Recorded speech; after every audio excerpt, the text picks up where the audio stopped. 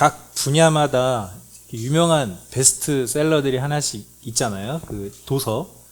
역사 쪽에서는 이게 뭐 불멸의 1위 계속 유지하고 있는데, 에드워드 카라는 분의 역사란 무엇인가라는 조금 두꺼운데 역사를 이해할 때 거의 입문서처럼 지금도 이렇게 불려지는 책이 있습니다. 저도 한번 읽어봤는데 그 책에 좀 재밌는 이런 얘기가 있더라고요. 우리가 역사를 이해할 때 반드시 신경 써야 하고 이걸 간과하지 말아야 되는 게 있는데, 그게 뭐냐면 시간이다.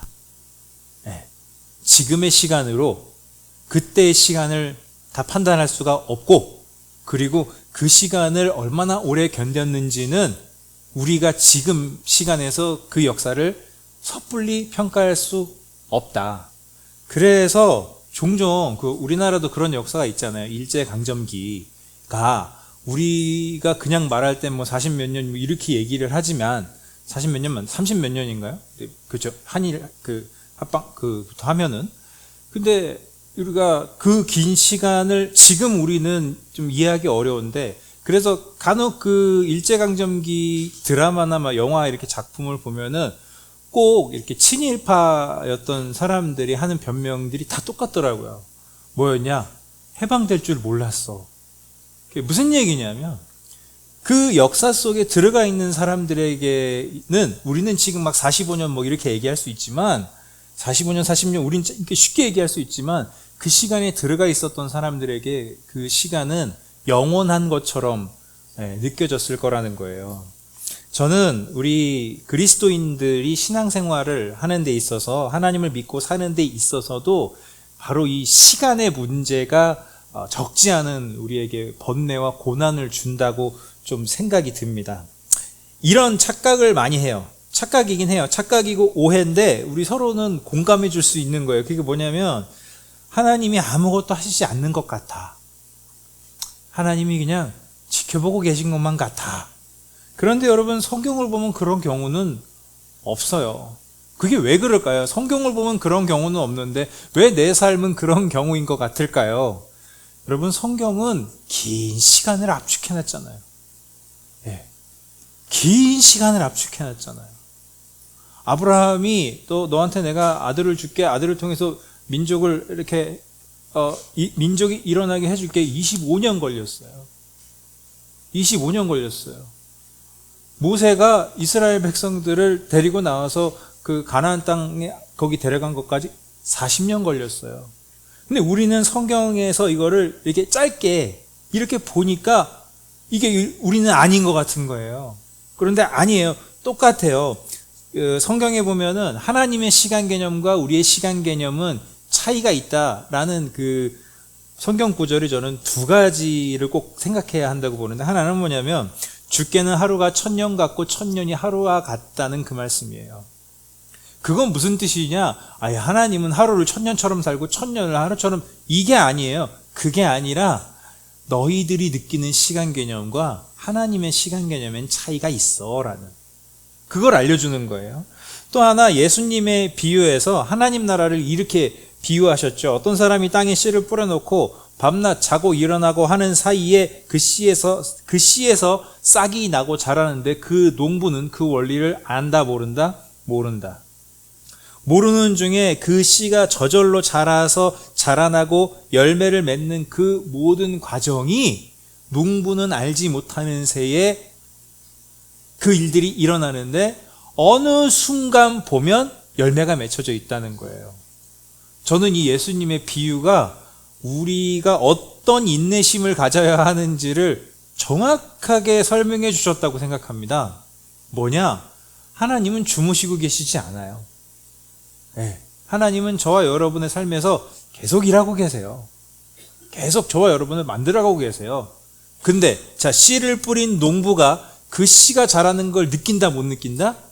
못 느낀다. 그러면 하나님이 저와 여러분과 함께 하시고 저와 여러분의 삶을 인도해 주고 계신데, 저와 여러분은 느낀다, 못 느낀다? 못 느낀다. 안 느껴지는 게 정상인 거예요. 잘 안 느껴지는 게. 그러니까 만약에 저와 여러분 중에 저는요, 이런 고백을 하는 사람이 있으면 사실 이거 정상이 아니에요. 뭐냐면 저는요, 매일매일 하나님 살아계심이 느껴지고요. 매일매일 어떻게 해야 될지 하나님이 다 알려주세요. 이거 정상적이지 않아요. 왜? 하나님이 우리의 삶에서 일하시는 게 저와 여러분이 하나님 나라라 그랬잖아요. 하나님 나라는 알지도 못하게 자라간대요. 그런데 또 확실한 게 뭔지 아세요? 알지 못하게 자라가는데 또 확실한 거, 열매가 맺었을 땐 반드시 그 농부가 안다 모른다? 안다는 거예요. 똑같아요. 하나님께서 인도하시는 저와 여러분의 삶을 보면 교회 공동체도, 하나님이 인도하시는 교회 공동체도 마찬가지고, 그 당장의 현실에서는 죽을 것 같고 어떻게 이걸 지나갈 수 있지? 하는데 어느 순간 지나가 보면 하나님이 하셨다, 다 그 고백하고 있는 거예요. 그러면 그 믿음으로 또 남은 긴 시간을 우리가 인내할 수 있는, 진짜 예수님의 인내와 같은 인내를 하나님이 우리에게 주시는 거죠. 바울은요, 예수님을 만난 후로 남은 일생을 전부 복음 전도자로 살았습니다. 우리는 바울의 삶을 성경의 짧은 요약들로 읽고 있지만, 그리고 몇몇 임팩트 있는 사건들, 본받고 싶은 것들만 우리가 기억하고 싶은, 받고 싶은 열망이 있어서 파편적으로 이렇게 보지만, 전도자로 살았던 바울의 삶은 매우 길었습니다. 매우 길었습니다. 지금 우리가 읽은 사도행전 18장 요 시점에, 저는 계산해 본 적이 없어요. 저는 역사학자가 아니기 때문에 시간 계산을 해본 적이 없거든요. 근데 또 그런 걸 다 이미 제가 할 필요 없죠. 이미 자료가 다 있으니까 자료들을 찾아보니까 학자들이 계산하기로는 지금 요 시점, 그러니까 고린도에서 에베소로 넘어간 요 시점 있잖아요. 바울이 요 시점에서 이미 바울은 복음 전도자의 삶을 시작한 지 20년이 넘었을 것이다. 최소 20년이 넘었을 거예요. 그러니까 처음 그 다메섹으로 가는 길에서 예수님 만났잖아요. 사울아 사울아 네가 왜 나를 핍박하느냐? 누굽니까? 난 네가 핍박하는 예수다. 그 시점부터 해가지고 지금 사도행전 18장까지 오는데, 그러면 우리는요 10장도 안 돼요. 여기서는 이 책으로는, 성경책으로는 9장부터 나오나요? 사울이?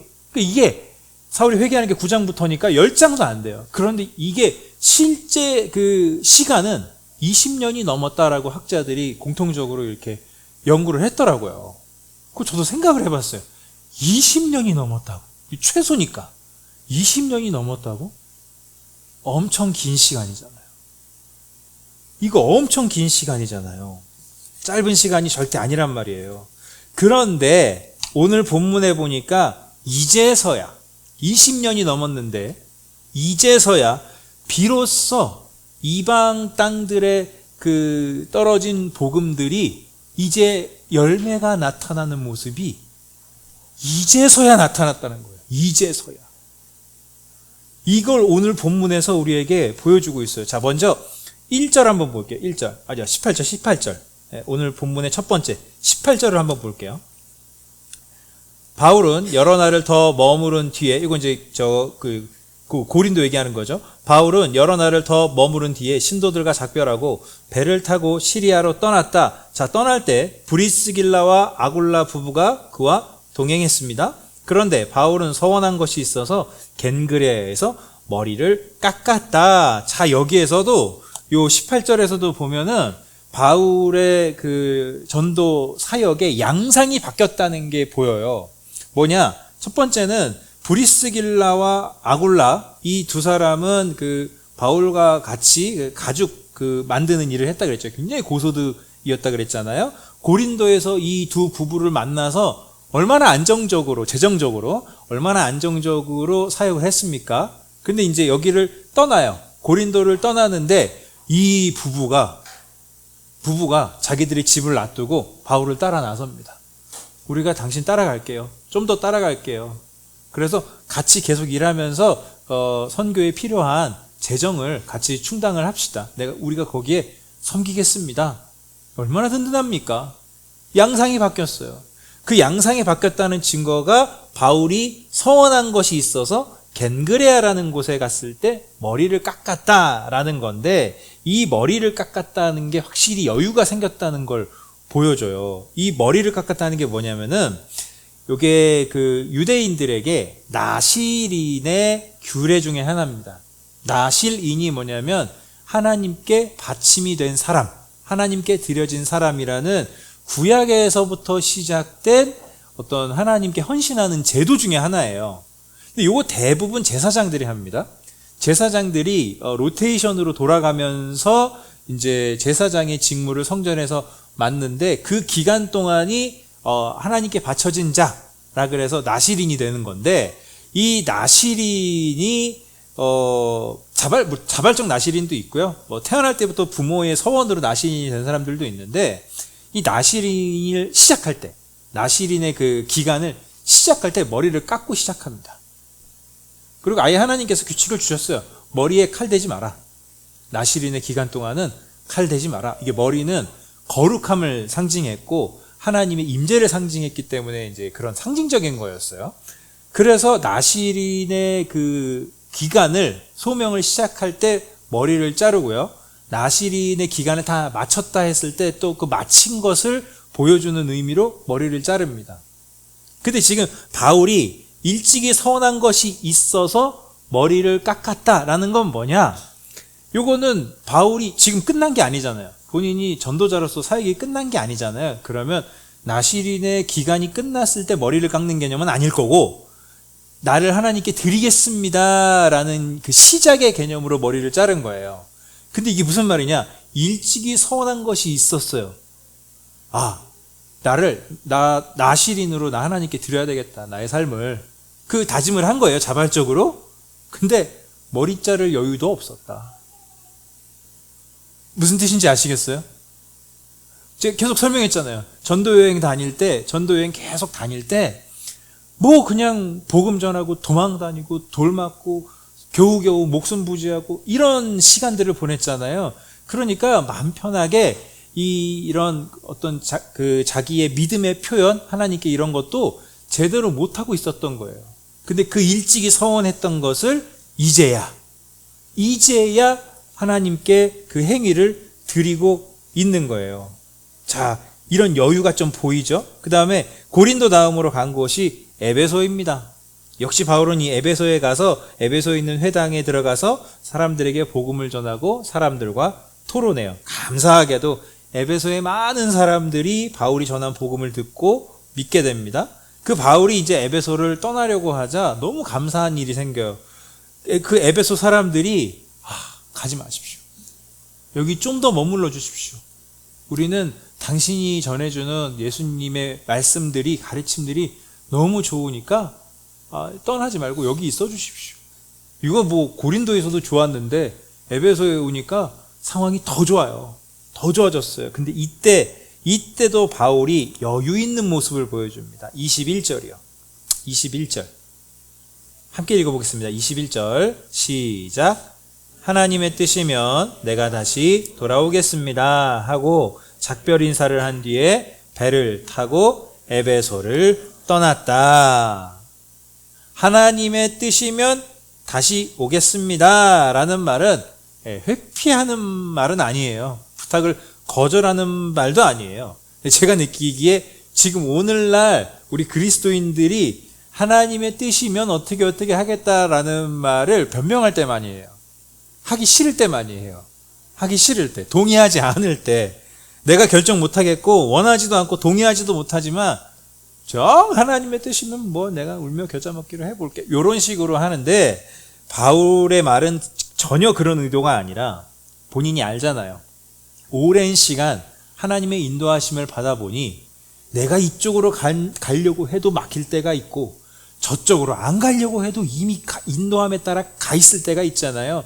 그 풍부한 이 경험이 있으니까 하는 말이에요. 그러니까 이런 의미죠. 사람의 뜻이 아니라 내가 지금까지 계속 하나님의 인도하심을 따라 보니까 결국 하나님의 뜻이면 다시 올 수도 있고 못 올 수도 있더라고요. 그러니까 여러분 너무 두려워하지 말고 안심하십시오. 저와 여러분이 염원하는 것이, 다시 보게 되는 것이, 다시 만나는 것이 하나님의 뜻이면 우리는 다시 만나게 될 것입니다. 이러고 에베소 사람들을 격려하고 위로해주고 떠나는 거예요. 이런 모습에서도 보면 벌써 바울의 사역의 양상이 달라졌구나라는 거를 느낄 수 있죠. 자, 이렇게 2차 전도 여행이 마쳐지고 바울이 다시 이제 예루살렘으로 돌아옵니다. 꼭 이렇게 전도 여행 다녀오면 끝나고 나면 바울은 예루살렘 교회에 가서 거기 사도들이 다 있잖아요. 거기에서 선교 보고를 하는 거예요. 그리고 이제 안디옥으로 돌아가고 이렇게 하는데, 자, 그 모든 그 2차 전도 여행에서 하나님이 일하심을 다 나누고 나서 이제 뭐 하냐? 23절 보십시오. 23절. 바울은 얼마 동안 거기에 있다가 그곳을 떠나 갈라디아 지방과 부르기아 지방을 차례로 두루 다니면서 모든 신도를 어떻게 하였다? 굳세게 하였다. 모든 신도들을 굳세게 하였다래요. 여기서 굳세게의 그 원래 단어의 뜻은 뭐냐면 확고하게 하다, 더 강화시키다 라는 뜻이에요. 이 별거 아닌 것 같지만, 자, 이 갈라디아와 부르기아 지방은 어디냐? 1차 전도여행 때 돌았던 지역, 그리고 2차 전도여행 때 마게도니아로 넘어가기 전에 돌았던 또 그 지역, 같은 지역들이에요. 그 지역들을 다시 찾아가서 성도들을, 신도들을 굳세게 했다. 이건 무슨 말이냐? 지금까지는 교회가 복음이 전해지고 어떻게든 교회가 세워지는 양상으로 갔다면, 지금 바울이 다시 떠나서 했던 이 여행의 양상은 뭐냐? 양육을 했다는 거예요. 여러분, 이게 달라요. 전도와 양육은 달라요. 지금까지는 전도했어요. 근데 이제는 뭐냐면은 양육을 해요. 이거는요, 상당히 큰 의미가 있어요. 그러니까 이 초대교회의 판이 바뀌는 일이에요. 뭐냐? 예루살렘 교회가 왜 중요하냐? 이때까지도 왜 리더 역할을 할 수밖에 없냐? 거기는 단지 이제 갓 예수 믿은 사람들이 아니에요. 예루살렘에 있는 사람들은. 그 사람들은 다 제자들이에요. 다 제자들이에요. 그런데 이제 바울이 20년 넘게 복음을 전했던 그 지역들이 이제 뭐가 되는 거예요? 예루살렘 교회처럼 되어가는 거예요. 즉, 그냥 교회 공동체였는데 이제는 제자 공동체가 되어가는 양상이 완전히 바뀌게 되는 거고, 이렇게 되면은요, 팔레스타인 지역, 그 다음에 그 소아시아 지역, 지중해 연안 지역, 이쪽 전체에 예루살렘 교회의 복사판들이 생겨나는 거예요. 어마어마한 거예요. 그래서 그런 흐름 속에서 오늘 본문에 등장하는 사람이 아볼로입니다. 이 아볼로는요, 평신도예요. 평신도 유대인이고 알렉산드리아 태생인데, 이 사람이 에베소에 오게 됩니다. 이 에베소에는 브리스길라와 아굴라 부부가 아직 있고 바울만 지금 따로 돌아다니고 있거든요. 이 아볼로가 말도 엄청 잘했대요. 그리고 성경에 능통했대요. 그러니까 어떤 경로인지는 몰라도 그는 이미 예수님에 대한 이야기를 들었고 잘 알고 그걸 심지어 지금 가르치기까지 했어요. 다만 성령에 대해서는 몰랐어요. 성령 세례도 못 받았고 성령만 몰랐어요. 그래서 이 아볼로가 마치 바울처럼 에베소에서 회당에 가서 일주일에 한 번씩 회당에 가서 복음을 전하고 가르치기 시작합니다. 그래서 그 아굴라와 브리스길라 부부가 이렇게 보니까, 야, 저 친구 참 신통방통한데? 그래가지고 초대를 해요. 이리 와보세요. 왜냐하면 브리스길라와 아굴라 부부는 이미 바울과 동행했던 시간이 있으니까, 여러분 소단께도 3년이면 풍어를 읊는데, 이 부부도 바울이 전했던 복음들을 다 듣고 알고 있잖아요. 그래서 이 아볼로에게, 바울에게 들었던 그 복음을 또 가르쳐 줍니다. 그러니까 이 아볼로라는 사람이 아주 하나님 앞에서 열망이 끌어올랐나 봐요. 그래가지고 뭐 바울의 전도여행 이야기도 들었겠죠. 그래가지고 그러면 그 아가야 지방 내가 한번 가보고 싶습니다. 고린도 있었던 거기 있죠. 마게도니아 건너가서 나 거기 가보고 싶습니다. 나 거기 가서 사람들한테 지금 들은 거, 바울이 전했던 그런 가르침들, 나 거기 가서 듣고 싶습니다. 이게 무슨 얘기예요? 나도 양육하고 싶습니다. 근데 보세요. 바울이 양육했던 양육을 진행했던 곳은 그 부르기아와 갈라디아 이쪽이고요. 마게도니아 못 갔어요. 근데 아가야 지방 여긴 못 갔어요. 근데 아볼로라는 사람이 여길 가겠대요. 하나님이 일하시는 거죠. 2차 전도 여행 때 다녔던 모든 지역에서 무슨 일이 일어나고 있냐? 양육이 일어나고 있고 교회 공동체가 이제는 흔들리지 않고 제자 공동체가 되어져 가는 모습이 이제서야 나타나고 있다는 거예요. 20년이 넘어서. 보십시오, 여러분. 저와 여러분의 문제는 항상 뭔지 아십니까? 우리의 믿음이 흔들리는 이유, 가장 첫 번째, 첫 단추는 뭔지 아십니까? 조급함이래요.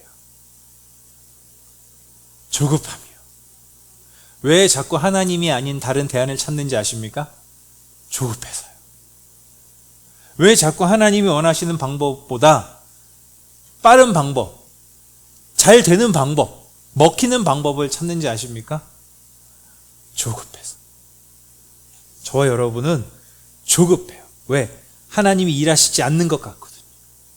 그런데 예수님 말씀 다시 한번, 뿌려진 씨가 밤낮 어떻게 자라는지 모르지만 어느새 자라서 열매를 맺는 것처럼 하나님은 일하십니다. 하나님이 자라게 하십니다. 처음엔 바울 한 사람이었는데 그 바울 한 사람도 예수 믿는 사람을 핍박하던 사람이었기 때문에 리스크 덩어리인 사람이었는데 그 한 사람을 통해서 하나님이 갈라디아와 부르기아 지방, 마게도니아와 아가야 지방 전체의 교회를 세우셨고 이제는 그 교회 공동체들이 제자 공동체로 세워져 가고 있습니다. 자, 이쯤에서 바울이 사도로 부름받고 여기까지 온 그 답답한 여정 한번 짚어보자면, 처음 예수님 만났을 때 충격이었죠. 예수 믿는 사람을 핍박하는 게 하나님을 위한 일이라고 확신했는데 그 확신이 완전히 깨졌고요. 이제는 삶을 돌이켜 예수님을 전하는 사명에 순종해보자 했지만 당연히 그의 삶의 리스크, 예수 믿는 사람 핍박했던 사람이라는 그 딱지가 따라다녀서 제대로 시작도 못 해봤는데 기다리다 바나바라는 사람이 끌고 나와서, 고향에 숨죽여 있는데 끌고 나와서 안디옥에 가서 바울이 전도자의 삶을 시작하게 해줬죠. 이후 전도여행을 떠났지만 첫 전도여행은 진짜 매번 위험한 상황들이었고 그 위험한 상황을 못 버텨서 중간에 자기 집으로 돌아간 동료도 있었고 나중에 그 동료 때문에 그 동료를 다시 끼워주냐 마냐를 가지고 싸웠죠. 2차 전도여행은 계획한 대로 됐나요? 아니요, 안 됐어요. 안정적으로 하려고 했는데 하나님이 가보지도 못한 곳에 배 타고 건너가라고 해서 감옥에 갇혔다 풀려나지를 않나, 매를 맞지를 않나, 어마어마한 일들을 경험했잖아요. 그런 많은 지리한 일들이 지난 다음에야 비로소 교회가 든든히 세워져 가고 아볼로와 같은 사람도 나타나기 시작했다는 거예요. 제가 왜 이런 설명들을 할까요? 이게 우리의 삶과 똑같고요. 교회의 인도하심도 똑같다고 저는 생각합니다. 분명 하나님이 부르셔서 순종했는데 왜 그 시간이 그렇게 길고 고통스러울까요? 우리만 그런 거 아니에요. 여러분만 그런 게 아니라는 거예요. 여러분 개인의 소명도, 교회의 소명도. 바울도 그랬어요. 아브라함도 그랬고요. 다윗도 그랬고요. 요셉도 그랬고요. 하나님의 약속이 오늘 얘기했다고, 오늘 말씀하셨다고 내일 이루어진 경우는 성경에 하나도 없습니다. 하나도 없습니다. 다 시간이 있었어요. 그러나 여러분 기억하세요. 하나님이 시작하게 하셨으면 잘하게 하십니다. 그리고 반드시 열매를 맺게 하십니다. 여기에 저는 두 가지를 기억하자고 말씀드리고 싶어요. 그 하나님이 어떻게 우리를 잘하게 하시냐. 첫 번째, 하나님은 여러분을 하나님이 보시기에 좋은 사람으로 만드십니다. 다시 한번, 하나님은 여러분을 하나님이 보시기에 좋은 사람으로 만드십니다. 근데 여러분의 갈망은 뭐죠? 내가 느끼기에 좋은 사람이 되고 싶어요. 내가 느끼기에 좋은 사람. 근데 아니에요. 하나님은 하나님이 보시기에 좋은 사람으로 저와 여러분을 만들어가고 계십니다. 함께하고 있지 않은 거 아니에요? 매일매일 하나님이 함께 하시는 게 피부로 막 느껴지지 않는다고 하나님 함께 하시지 않는 거 아니에요? 알게 모르게 자라가고 있는 거예요. 제가 그래서 창세기 한번 설명했었죠. 하나님께서 하루하루 세상을 창조하시고 나서 꼭 마지막에 그 말이 붙었어요. 저녁이 되고 아침이 되니 몇째 날이었더라? 하나님이 보시기에 좋았더라. 그게 단지 보고 흐뭇해했다가 아니라고 말씀드렸어요, 제가. 보고 흐뭇해했다가 아니고 그 선하다, 토부, 이 말은요, 토부라는 그 히브리어는요, 하나님의 성품을 나타내요. 하나님이 선하다 할 때 토부예요. 이게 무슨 말이냐? 하나님이 하루하루 세상을 창조하시고 세상을 봤을 때, 좋았더라, 이게 좋았더라, 보기에 흡족했더라가 아니라 이 만드신 요것이 하나님의 선하심에 부합했더라예요. 하나님의 선하심에 부합했더라예요. 하나님이 보시기에 선한 사람으로 저와 여러분을 오늘도 만들어가고 계신 것을 믿으시기 바랍니다. 그 말을 오해하지 마세요. 모세가 광야에서 40년을 지낸 후에야 부르심을 주셨는데 모세가 40년 동안 광야에서 힘든 걸 일부러 지켜보시거나 그 상황을 조작하셨다는 게 아니에요. 그 힘든 시간 동안 하나님이 모세와 함께 해 주셔서 다윗이 도망 다닐 때 그 힘든 시간 동안 하나님이 옆에서 함께 하시면서 하나님이 보시기에 선한 사람으로 만들어 내셨다는 거예요. 저와 여러분의 힘든 시간 동안 하나님이 함께 하십니다. 그리고 하나님이 하시는 가장 중요한 한 가지, 저와 여러분을 하나님 보시기에 선한 사람으로 만들고 계십니다. 두 번째 기억할 거, 그럼 또 어떻게 하나님은 우리를 자라게 하시냐? 하나님 보시기에 좋은 방법으로 저와 여러분을 만들어 가십니다. 하나님 보시기에 좋은 방법은 하나님 성품에 맞는 방법입니다. 가능성이 없어 보이지만 하나님의 부르심에 순종하는 방식. 고난을 피하는 길이 아니라 고난을 받더라도 하나님과 동행하는 길을 걷는 거룩한 외로움의 방식. 당장 이루어지지 않을 것 같아도 어느새 자라날 하나님 나라의 원리를 믿고 긴 시간을 참아내는 인내의 방식.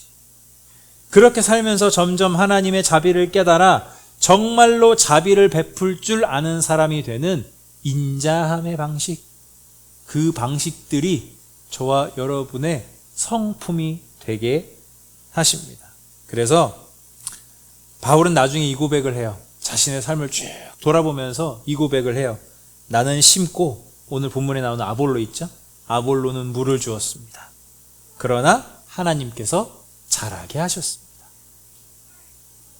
제가 오늘 예배 준비를 하다가 혼자 여기서 조금 울컥했어요. 이제 좀 눈물을 흘렸는데 이것 때문이에요. 이게 뭐냐면 제가 여기 마이크 여기 붙이는 반창고예요. 살색 반창고. 이게 몇 미터인지 저는 몰라요. 처음에 살 때. 근데 그런 게 있었어요. 제가 교회 여기 계약하고 뭐 이렇게 이 마이크, 나 무선 마이크 쓸 거야. 마이크 사가지고 하는데 테이프를 이제 붙여야 되겠는 거예요. 그래서 요 앞에 약국에 가서 요 살색 테이프를 달라고. 하나 드릴까요? 두 개 드릴까요? 두 개 든 게 더 싼 거예요. 가성비가.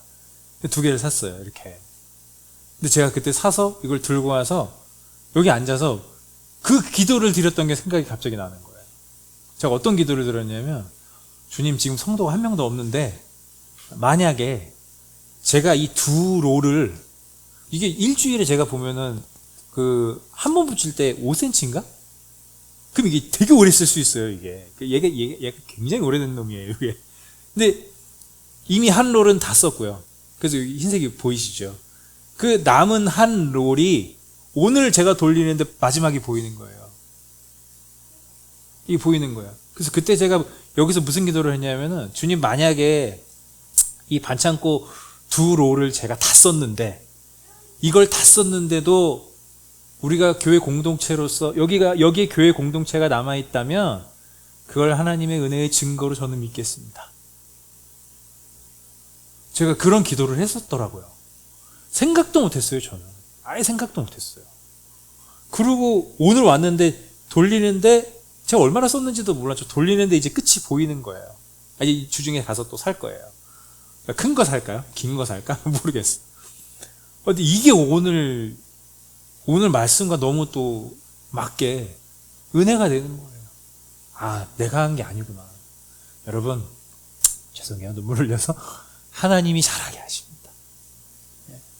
저와 여러분이 아등바등 한다고 해도 안 되는 게 있고, 되지 말아라 해도 되는 게 있는 거 아시잖아요. 근데 확실한 건 뭔지 아십니까? 저와 여러분의 삶, 교회의 운명은 하나님이 시작하셨으니 하나님이 잘하게 하십니다.